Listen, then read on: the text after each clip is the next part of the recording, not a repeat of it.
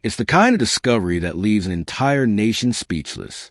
After 9 agonizing days of searching, after countless interviews, police appeals, and television broadcasts, the body of 4-year-old Paulette Gebara Farah was finally found. But not in a forest, not abandoned on a road, not hidden in a stranger's house. She was found in the very place everyone swore had been searched a dozen times before, her own bed, wedged tightly between the mattress and the frame. The tiny child's remains lay where her family claimed they had kissed her goodnight. The shock was immediate. How could it be possible?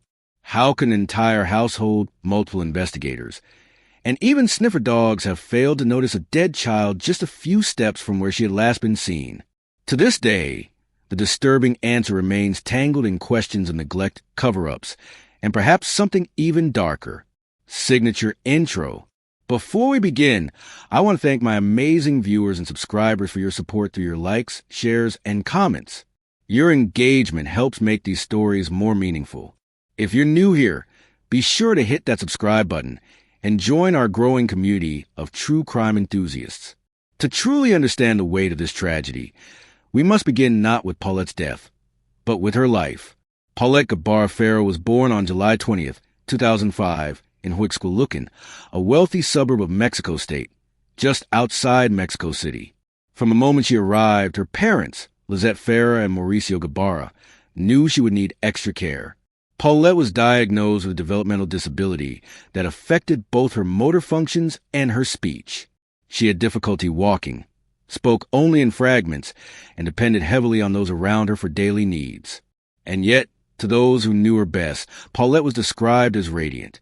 She loved music, responding to the rhythm of songs with claps and wide, delighted eyes.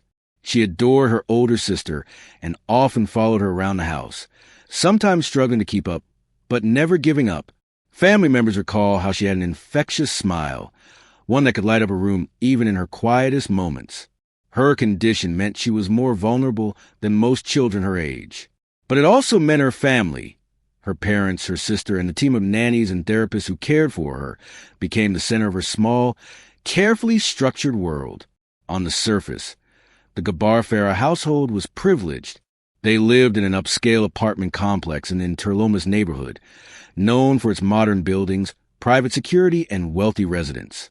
Mauricio worked as a successful businessman, while Lizette, a striking woman with Lebanese roots, was known for a glamorous lifestyle and active social circle. To outsiders, the family appeared comfortable, well-connected, and loving. But behind closed doors, things were not always as harmonious as they seemed. Accounts from friends, neighbors, and relatives later revealed tension between Lizette and Mauricio. Their marriage was strained, marked by frequent arguments and disagreements over parenting. Lizette was described as headstrong, sharp-tongued, and at times dismissive. Mauricio, on the other hand, came across as more reserved, someone who tried to keep the peace but often seemed to live in the background of his wife's larger personality. Those tensions sometimes extended to the way Paulette was cared for. Some describe Lizette as impatient with her youngest daughter's disabilities, preferring to focus on appearances and social life rather than the slow, painstaking attention Paulette required. Others defended her fiercely, insisting that while she could be abrasive, she loved her child and was simply overwhelmed. Mauricio, by contrast, seemed gentler in his interactions with Paulette, but he was often away for business and not as present in the day-to-day routines of his children's lives. This left much of Paulette's care in the hands of nannies, therapists, and relatives. To the outside world, though, little Paulette was a symbol of resilience. Despite her limitations, she made progress with therapy, slowly learning to take more confident steps, to communicate in small but meaningful ways, and to interact with her environment.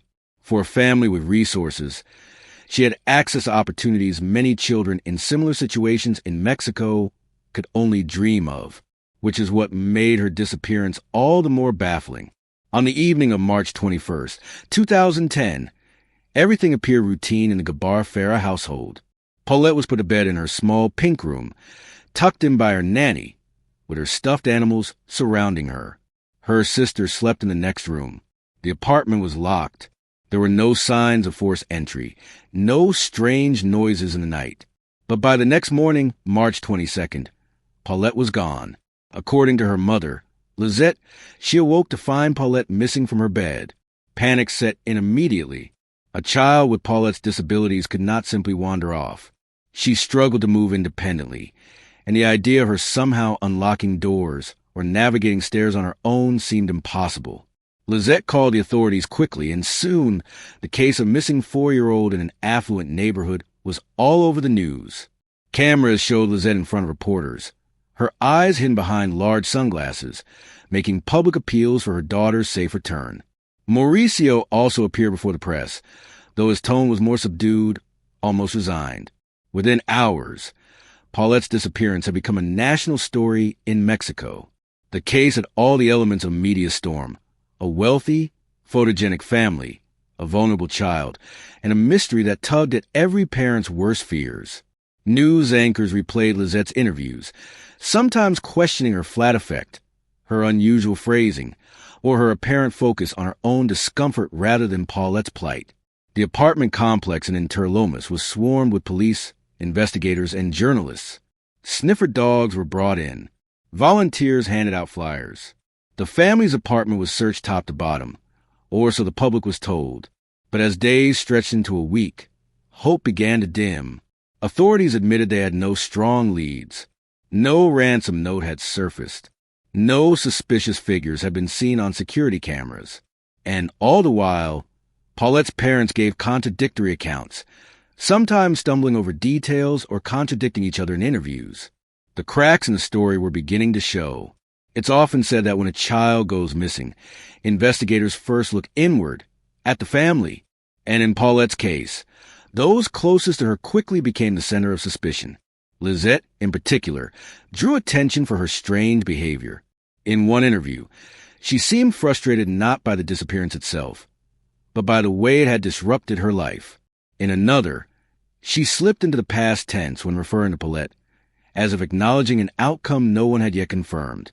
Viewers across Mexico began to whisper, was this really the grief of a mother desperate for a child, or the performance of someone with something to hide? Mauricio, too, raised eyebrows, though for different reasons. His reserved demeanor made him seem distant, even cold, in contrast to the raw emotion people expected from a father in such circumstances. His insistence on remaining calm and composed struck some as suspicious, as though he were carefully managing appearances. Even Paulette's older sister, who was just 7 at the time, became part of the puzzle. In recorded interviews with child psychologists, she made comments that seemed oddly rehearsed, or perhaps prompted, about what happened the night Paulette disappeared. Then there were the nannies, Erica and Martha, whose statements often contradicted Lizette's. One insisted she had put Paulette to bed and checked on her later, while the other described unusual instructions from Lizette about how to handle questions. Their testimony hinted at deeper dysfunction inside the home. All of this raised urgent questions. Was Paulette truly the victim of a kidnapping? Or had something gone wrong inside the very household meant to protect her? By the end of the first week, the search for Paulette had become both desperate and bizarre. Television crews filmed outside the apartment day and night, waiting for updates. Politicians gave statements promising justice. Psychics even offered their services to locate the missing girl. Meanwhile, police insisted the family's apartment had been thoroughly searched multiple times, leaving no stone unturned. And yet, inside that same apartment, Paulette's body remained hidden in the very bed she had disappeared from. How could that be? How could everyone, family, police, dogs, investigators, miss what would later be described as a small but unmistakable odor of decomposition? The answer, when it finally came, would horrify and confuse an entire nation. When a child disappears, the first 48 hours are critical. Every minute that passes without a lead, without a trace, makes the chances of finding them alive smaller. And in the case of 4-year-old Paulette Gebara Farah, those crucial hours slipped away in a haze of confusion, contradictions, and a media circus that left more questions than answers. The sun rose over the upscale Interlomas neighborhood, casting light to the large glass windows of the Gebara Farah apartment. It should have been an ordinary school day, with Paulette's older sister preparing for class and Paulette herself ready for therapy sessions. Instead, what unfolded was chaos. According to Lizette Farah, she walked into Paulette's room around 9 a.m., to find the child missing. The bed, she claimed, was empty.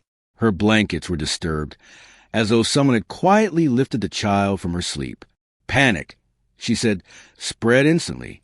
But the timeline, as with many details in this case, didn't add up neatly. The family's two nannies, Martha and Erica, later gave statements that conflicted with Lizette's. One insisted she had checked on Paulette early that morning and saw her asleep in bed. Another claimed that Lizette's reaction to Paulette's disappearance was strangely muted at first, more annoyance than fear. Still, Lizette called the police, and by late morning, local officers had arrived at the scene. The apartment showed no signs of forced entry. Doors and windows were locked. Nothing suggested a break-in. For investigators, the disappearance was already troubling. For the public, once the news broke, it was shocking. Mexico had seen its share of kidnappings, many tied to organized crime or ransom schemes. But this case felt different. Paulette was a disabled child, vulnerable, unable to run, unable to call for help. The thought of her in the hands of strangers was unthinkable. News outlets seized on the story instantly. By that evening, Paulette's photograph, a small girl with dark brown hair and wide, curious eyes, was plastered across television screens, newspapers, and flyers. Her disability made her all the more recognizable. She walked with difficulty, spoke very little, and needed constant care. The family gave interviews within 24 hours. Lizette, dressed in fashionable clothes and oversized sunglasses, stood before cameras making emotional appeals for Paulette's safe return. But viewers noticed something odd. Her words often seemed rehearsed, her tone detached. At times, she spoke more about her own suffering than about her missing daughter. Mauricio Gebara, the father, also appeared on television. He was calmer, speaking softly, but his demeanor struck many as too controlled, almost cold. He emphasized that the family had no enemies, that Paulette could not have left the apartment on her own. But his lack of urgency unnerved the public. In Mexico, a nation where appearances often carry great weight, both parents quickly found themselves under scrutiny. By March 23rd, Interlomas was swarming. Police cars lined the streets. Journalists camped outside the apartment complex. Volunteers handed out missing child flyers at shopping centers and gas stations. Inside, authorities searched the family's apartment. Sniffer dogs were brought in. Rooms were photographed, closets opened, drawers inspected. The focus was on finding any sign of abduction, fingerprints, footprints, fibers, or a clue that someone had entered during the night. But strangely, nothing appeared out of place. There was no ransom note. No security footage showed a suspicious figure leaving the building. Even the dog seemed to detect nothing unusual. Investigators widened their scope, questioning relatives, neighbors, and staff. The nannies, Martha and Erica, repeated their accounts. Paulette's sister was gently interviewed by specialists. She mentioned hearing her mother in Paulette's room the night before, tucking her in, but offered little else. Yet as the search dragged on, it became increasingly clear there was no trace of Paulette outside the home, which begged the uncomfortable question, could the answer lie within? As cameras continued to roll, Lizette and Mauricio gave multiple interviews, and with each one, their stories grew more tangled. Lizette, in particular, made statements that baffled the public. At one point, she told a reporter, Paulette was a girl who was very difficult. She couldn't speak well. She couldn't move well. It was very hard to live with her. The remark was broadcast nationwide. To many, it sounded less like the desperate plea of a grieving mother and more like a complaint. Social media, still in its early years but already influential, erupted with criticism. Memes and posts accused Lizette of coldness, of treating Paulette as a burden. Mauricio didn't help matters. In one interview, he referred to Paulette in the past tense. She was a beautiful child. Even though the search was ongoing, linguists, psychologists, and ordinary viewers alike debated whether this was a slip of grief or subconscious confession. Even among relatives, contradictions surfaced. Lizette's brother gave statements suggesting tension between Lizette and Mauricio. Family friends described Lizette as temperamental, prone to outbursts. Others noted that Mauricio often traveled, leaving the household largely under Lizette's control. The result was confusion. Instead of presenting a united front, Paulette's family appeared divided, suspicious, and at times careless with their words. By day 3, the case had become a national obsession. News anchors dissected every word from the parents. Talk shows speculated endlessly. Was this a kidnapping gone wrong? A family cover-up? Or something even darker?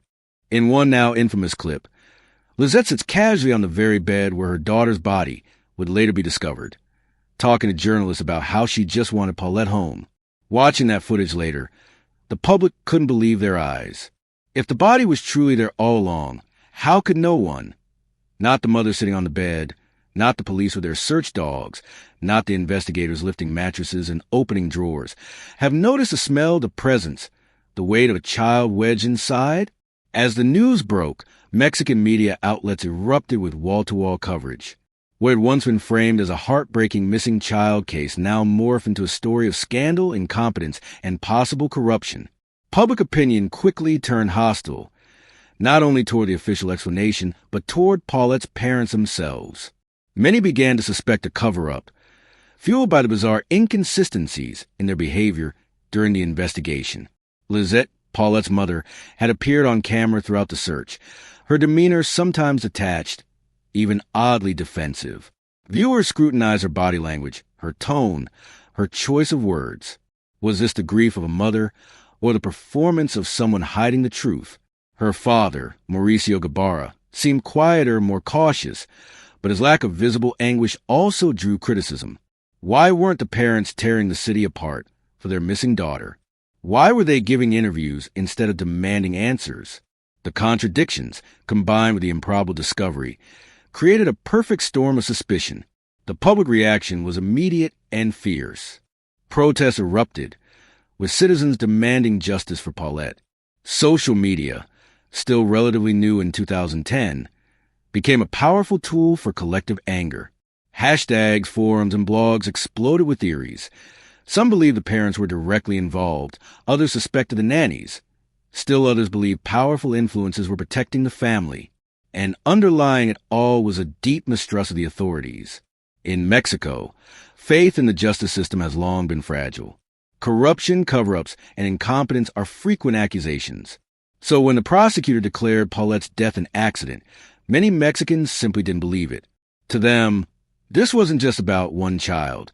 It was about a system that seemed incapable or unwilling to deliver the truth, adding to the controversy with forensic findings. Initial autopsy reports supported the suffocation theory, noting that Paulette's body showed no external injuries.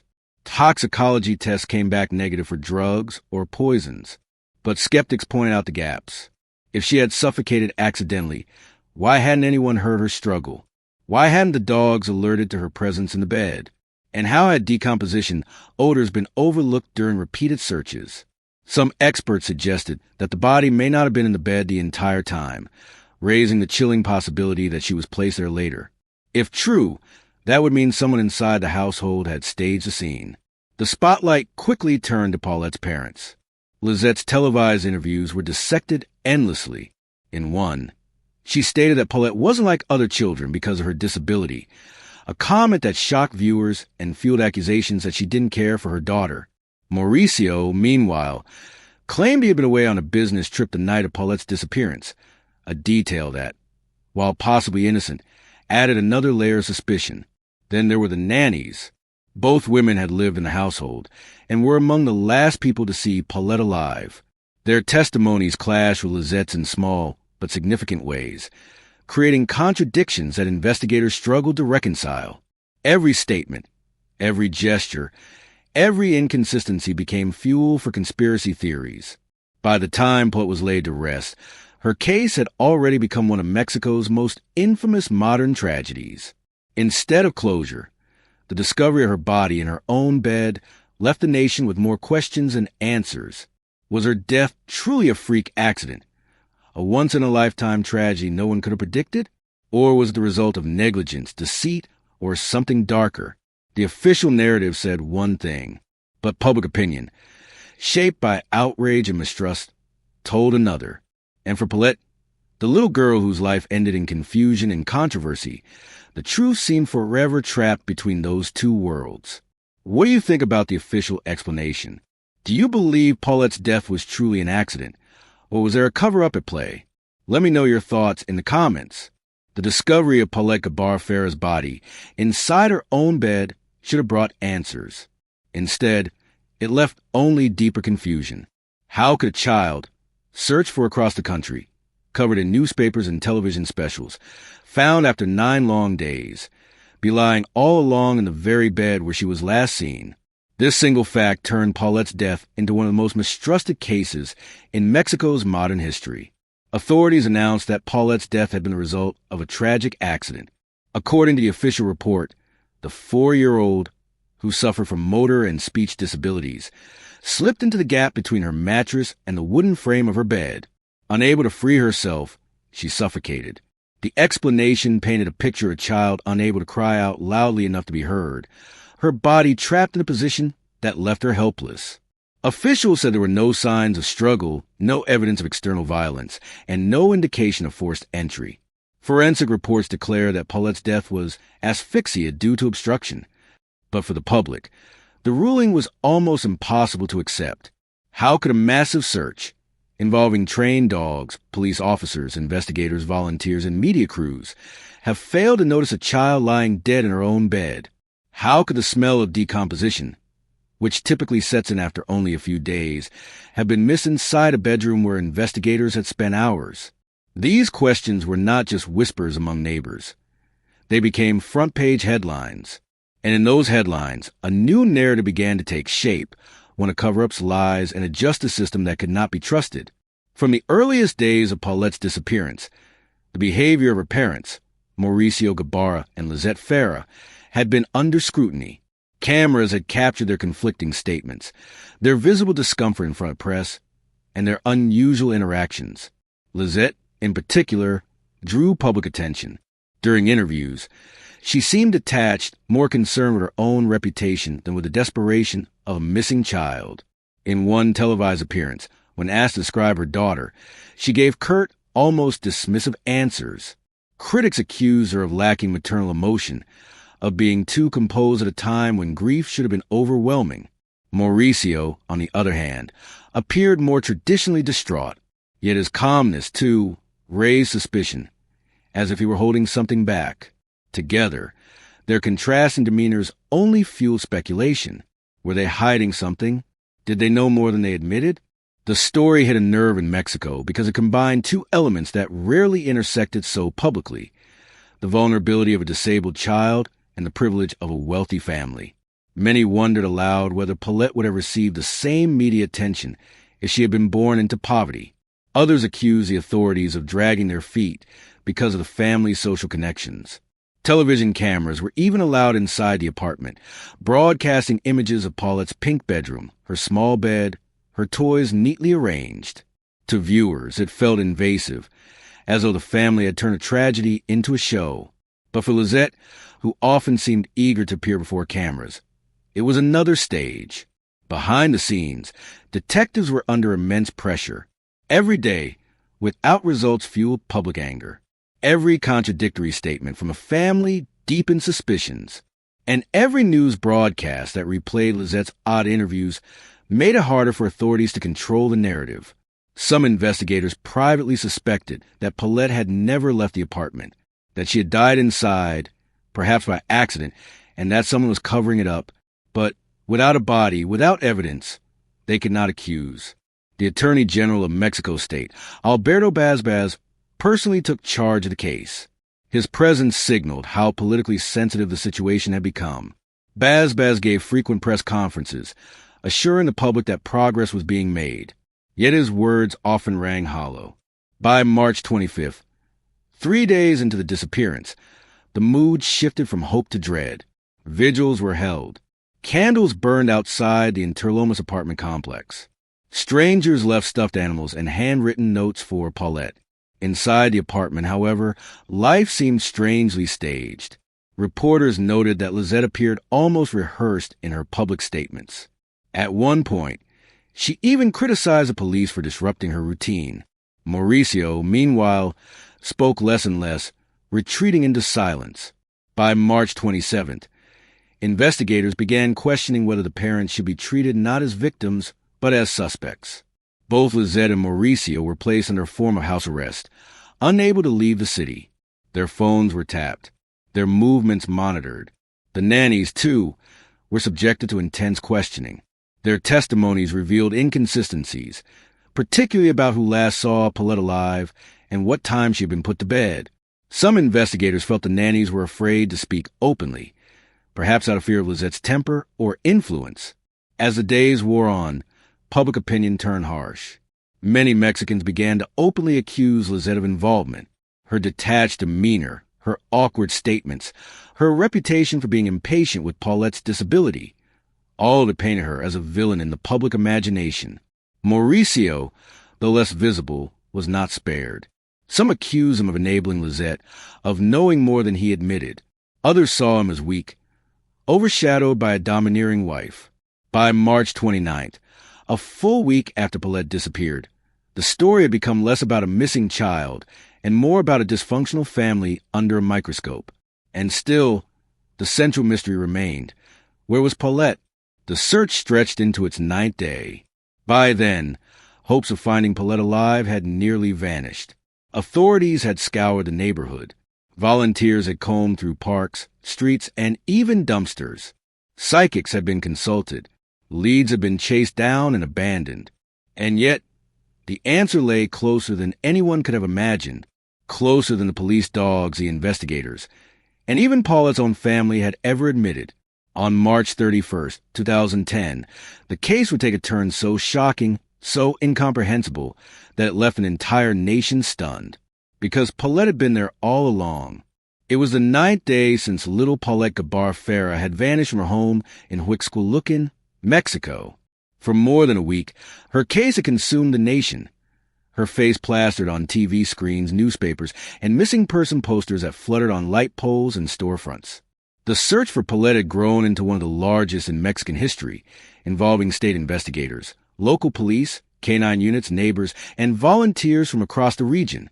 Every corner of the community had been scoured, yet still the fragile, smiling girl had not been found. And then, in a moment that would shock not only Mexico but the entire world, her body was discovered. Not in a hidden grave, not in a remote field, not in the clutches of an abductor, but in her own home, in her own bedroom, inside her own bed. On March 31st, 2010, 9 days after Paulette's disappearance, investigators were once again inside the luxury apartment complex where the family lived. Despite the numerous searches already carried out in the residence, they had returned for yet another sweep. But this time, one of the investigators noticed something odd. The bed in Paulette's room, the very same bed that had been examined multiple times, seemed to sag slightly in the middle. The sheets and covers looked slightly tucked, almost unnaturally so. Acting on instinct, the investigator decided to pull back the bedding and run his hands along the frame and mattress. Wedged between the mattress and the wooden base of the bed was the lifeless body of 4-year-old Paulette. She was wrapped in sheets, her small frame curled into the narrow gap between the mattress and the foot of the bed. Her pajamas were the same ones she had been wearing the night she was reported missing. The sight left even seasoned officers stunned. How could it be? How could a child be missing for 9 days while dozens of investigators, family members, and media crews combed the apartment? And yet her tiny body had remained inside the very bed where she had last been seen. The discovery sparked a wave of shock, confusion, and outrage that would soon spiral into one of Mexico's most controversial true crime mysteries. Authorities quickly announced that Paulette had died in an accident. According to their narrative, she had somehow shifted during the night, slipped into the narrow gap between the mattress and the bed frame, and suffocated there. It was, they claimed, a tragic accident, nothing more. The state prosecutor, Alberto Bazbaz, gave a press conference, presenting the official conclusion. He stated that Paulette had accidentally rolled into the gap, her body becoming trapped in such a way that she could not breathe or call for help. There were no signs of foul play, no evidence of external injuries, no indication of struggle. But this explanation left the public stunned, and not in the way authorities hoped. Instead of bringing closure, it opened the floodgates of anger and suspicion. The first and most glaring contradiction was simple. How could investigators, nannies, and parents have failed to notice the child's body in her bed during 9 days of exhaustive searching? Her room had been visited by detectives, examined by police dogs, filmed by television crews, and occupied by family members during interviews. Her own mother, Paulette Farah, had walked into that room repeatedly, giving on-camera tours to reporters as she showed where her daughter had last been seen. Even more troubling were the inconsistencies in their testimonies. Lizette claimed she had tucked Paulette into bed the night before she went missing. Mauricio insisted he had checked in on her the next morning. Both statements seemed ordinary until Paulette's body was discovered in that very bed. If both parents had been truthful, how could neither have noticed her lifeless form? Adding to the web of contradictions were the testimonies of the family's nannies, Erica and Martha Casimiro. These two women had been responsible for much of Paulette's daily care. They, too, gave statements that did not align with the parents' version of events. One nanny claimed she had seen Paulette the morning of her disappearance, alive in her bed. Another insisted she had not. Later, both admitted feeling pressured by Lizette to say the right things in interviews. At times, they contradicted each other on details, such as when Paulette was last fed, or whether the apartment door had been locked that night. The inconsistencies grew so numerous that the investigation seemed paralyzed. Every statement added confusion rather than clarity. And in the midst of this, the public suspicion only deepened. If this had been an accident, why did every word from those closest to Paulette sound like a cover story? The man leading the investigation, Alberto Bazbaz, initially appeared confident in his role. He had been appointed Attorney General of the state of Mexico only months earlier, and this high-profile case gave him a national stage. But as the inconsistencies piled up, Bazbaz made a decision that would end his career. He stood before the press and announced that Paulette's death was accidental, a freak tragedy that no one could have predicted or prevented. He insisted there was no evidence of foul play, and that no charges would be filed against the parents or caregivers. The backlash was immediate and fierce. Journalists accused him of incompetence. Citizens accused him of corruption. Rumors spread that the Gebara and Farah families, both wealthy and socially connected, had used their influence to avoid prosecution. Whether or not this was true, the perception was enough to destroy trust in Bazbaz. Within weeks, under immense public pressure, he resigned from his position. His resignation was not just about one case. It became symbolic of a larger truth many Mexicans already believed, that the justice system could be manipulated by money and power, and that the lives of the most vulnerable were rarely defended. Paulette's case dominated Mexican media for months. Televised interviews dissected every gesture of her parents. Talk shows speculated on the real cause of death. Newspapers ran daily features on the contradictions, the forensic reports, the failures of the police. The story had all the elements of a national obsession: a young, disabled child, a wealthy, high-society family, suspicious parents, and a shocking discovery in the very place everyone had been told to search. It became not just a crime story, but a cultural drama that exposed class divides, media exploitation, and systemic distrust. Public fascination even spread beyond Mexico.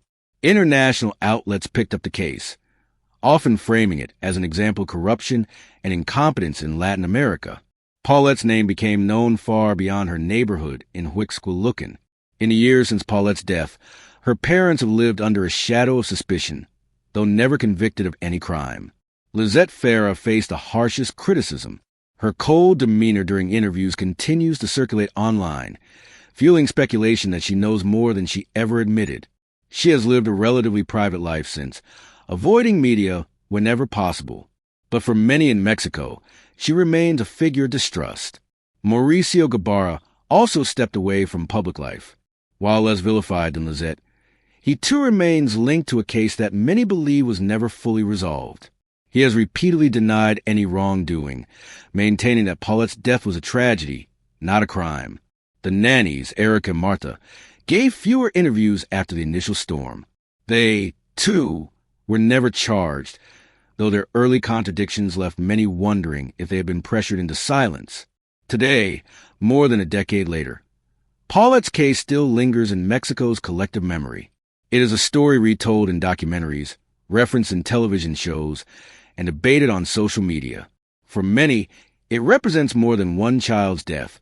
It symbolizes everything broken in the country's justice system. The case highlighted how wealth and influence can distort investigations. It showed how media pressure can shape narratives before evidence is conclusive, and it revealed the deep mistrust that ordinary citizens feel toward institutions meant to protect them. Most of all, it left behind a haunting question. What really happened to Paulette? Was it truly an accident, as officials claimed?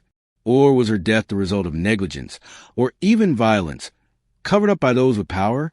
Lost in the chaos of controversy is Paulette herself, a 4-year-old girl whose life was marked by love and limitation, and whose death became a national scandal. Those who knew her described her as affectionate, curious, and resilient despite her challenges. She loved music, smiled easily, and was deeply adored by those around her. Her life should have been remembered for those simple joys. Instead, it became entangled in politics, suspicion, and distrust.